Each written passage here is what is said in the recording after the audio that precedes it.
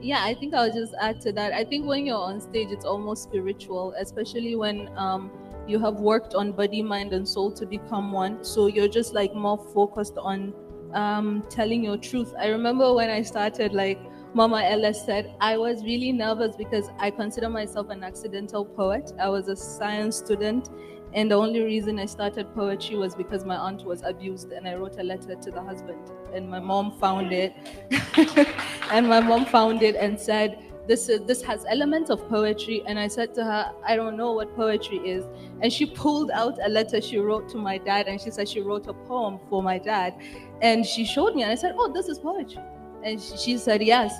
And she said, can we make a video of this? And I was shy. I was 13. And until I was 16, she came back again. And then I did that. And then that was when Mama Ellis found me. So the first time I was getting on stage, I was like, yo, will they understand my reality, right? And also, like, my accent is a Berber accent. It also has like a lot of R. So what if I go?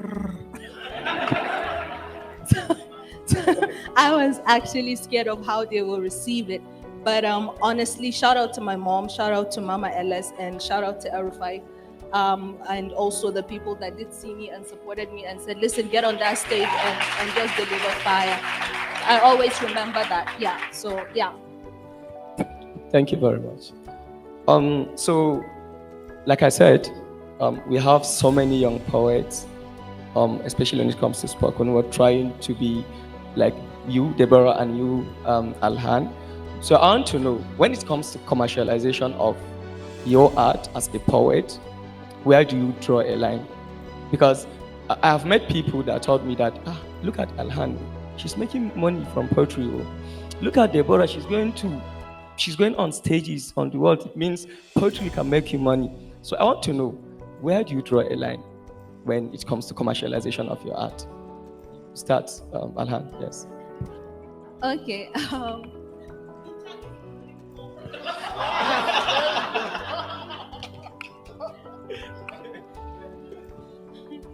I think that I draw the line when certain topics do not align with my values, but also that is not to say that when it's like about social justice or seeing people for who they are, that I reject that.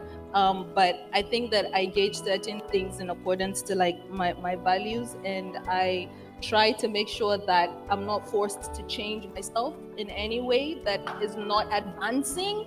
And I mean, I love culture, so I'm also culturally inclined. And I think also I basically just want to, be seen by every young Northern Nigerian girl to say, listen, I can still maintain my identity and I can still fly. So I think when it comes to commercialization, I'm like there.